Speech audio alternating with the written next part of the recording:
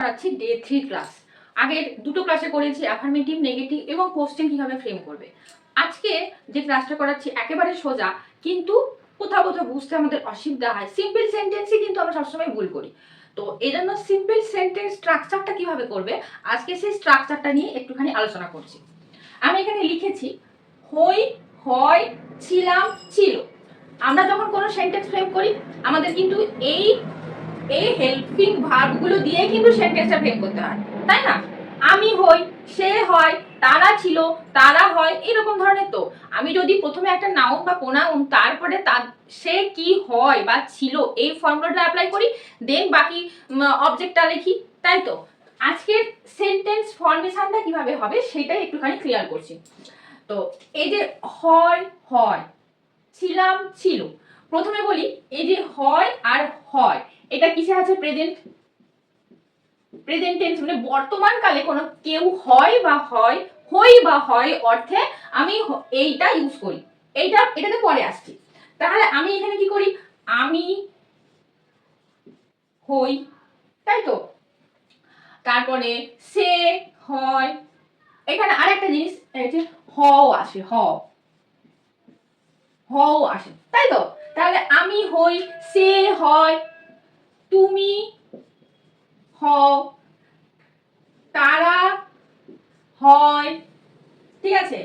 আর কি কি হয়? ইহা হয়। তারপরে হচ্ছে যে কোনো নাম, যে কোনো নাম,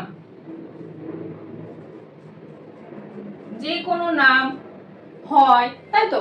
এরকম অর্থে ইউজ করি। তো তাহলে আমাকে এখানে জানতে হবে কি হয়, হয় আর হও। তাহলে হই মানে কি হয়? এম মানে হই, আর হয় হচ্ছে ইজ মানে হয়, আর হও হচ্ছে কি? আর। ঠিক আছে? এবারে এই যে আর, কিন্তু এই যে হয় আর হও, এটা হচ্ছে এখানেও কিন্তু ইজ বা আর ইউজ করি, আর এখানেও আমরা আর ইউজ করি, আর হই একমাত্র হচ্ছে আয়ের ক্ষেত্রে হয়। এমটা কিসের ক্ষেত্রে হয়? আয়ের ক্ষেত্রে। এটাই হচ্ছে অপশনাল। এটা সম্পূর্ণ আলাদা আর এই দিকটা সম্পূর্ণ আলাদা। এইবারে আমি এখানে কি লিখতে পারি? প্রথমে এখানে লিখি আই এম। মানে কি? আমি হই। আই মানে আমি, এম মানে কি? হই। এবারে হচ্ছে সে হয়, হি ইজ, সে হয়, সি অথবা হি। মেয়েদের ক্ষেত্রে সি হয় আর ছেলেদের ক্ষেত্রে কি হয়? হি হয়।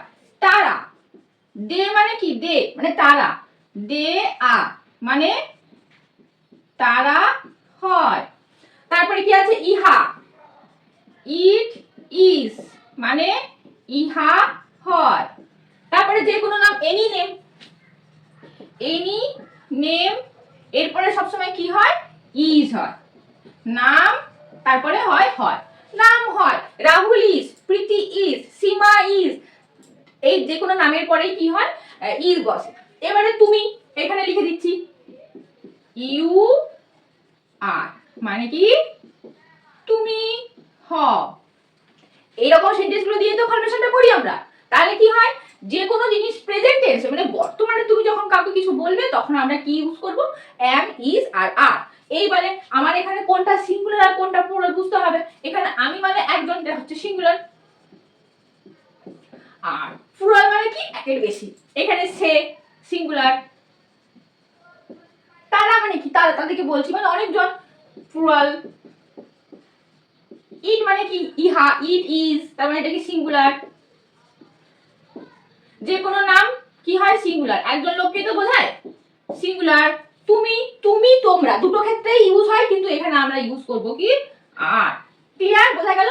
তাহলে এম ইজ, এখানে লিখছি এম ইজ, এটা ইউজ করি সিঙ্গুলারের ক্ষেত্রে, মানে এক বচন। আর হচ্ছে আর ইউজ করি কোথায়? আর ইউজ করি প্লুরালের ক্ষেত্রে, তাই তো? এইবারে এখানে হই, হয় প্রেজেন্ট টেন্সে ছিল, এখানে লিখেছি কি? ছিলাম বা ছিল। এবারে ছিলাম বা ছিল, মেইনলি ছিলাম হয় কি? সিঙ্গুলারের ক্ষেত্রে। ছিলাম মেইনলি কিসে হয়? সিঙ্গুলারের ক্ষেত্রে। আর ছিলটা মেইনলি প্লুরালের ক্ষেত্রেই হয়। এবারে সেন্টেন্সের ফরমেশন অনুযায়ী মানে অনুযায়ী কখনো কখনো চেঞ্জ হয়, সেটা বেঙ্গলিগত পার্থক্য, ঠিক আছে। এবারে ছিলাম, যেমন ধরো এখানে লিখেছিলাম কি আই এম মানে আমি হই, তাহলে আই ওয়াজ মানে আমি ছিলাম। এখানে কি আছে হি বা সি ইজ, এখানে লিখতে পারি হি আইদার সি ওয়াজ সে ছিল। বলেছিলাম না যে ফুলের ক্ষেত্রে যে ছিল হবে সেরকম কিন্তু না, হি বা সি এর ক্ষেত্রেও এখানে কিন্তু ওয়াজ হয়েছে, সেটা বেঙ্গলিগত পার্থক্য, ঠিক আছে। এবারে কি আমরা জানি ওয়াজ হচ্ছে, সবসময় মনে রাখবে যে ওয়াজ হচ্ছে কিসে বসে সিঙ্গুলার, আর ওয়ার হচ্ছে প্লুরাল। এবারে কি করে বুঝবে, যেখানে দেখবে এখানে am is ইউজ করেছি প্রেজেন্ট টেন্সে, সেটা হচ্ছে এখানে পাস্ট টেন্সে, মানে ছিলাম ছিল কোনো কিছু হয়ে গেছে পাস্টে, তখন কি হবে am is এর পরিবর্তে ইউজ করব was, আর আর এর পরিবর্তে ইউজ করব কি were। আচ্ছা আমি কতগুলো সেন্টেন্স লিখছি, তারপর তোমরা খুব ভালো করে বুঝতে পারবে। এখানে আমি একই সাবজেক্ট গুলোকে একটু চেঞ্জ করে লিখেছি, অবজেক্টটা প্রায় একই রেখেছি, একটা পাস্ট টেন্সে একটা প্রেজেন্ট টেন্সে এইভাবে লিখেছি। ফার্স্টে লিখেছি কি আমি হই একজন ছাত্র, তাহলে প্রথমে বলি লিখি আমি ইংরেজি কি আই, হই ইংরেজি কি am, একজন ইংরেজি কি এ, ছাত্র ইংরেজি কি স্টুডেন্ট। এইবারে তোমরা আগের ক্লাসে শিখেছো যেখানে ভার্ব আগে থাকবে সেখানে সাবজেক্টের পরে আমাকে হেল্পিং ভার্ব বা মেইন ভার্ব বা অ্যাকশন ভার্বটা আমাকে লিখতে হবে, তারপরে অবজেক্ট আসবে। যেহেতু আমার এখানে বি ভার্ব আছে am is are, তারপরে আমার অবজেক্ট আছে সিম্পল, আমি সেই জন্যই প্রথমে অ্যাফার্মেটিভ নেগেটিভ কোশ্চেনটা করিয়েছি, যাতে তোমরা আস্তে আস্তে পার্ট বাই পার্ট বুঝতে পারো কিভাবে সেন্টেন্সটা ফরমেশন করতে হবে, তাই তো।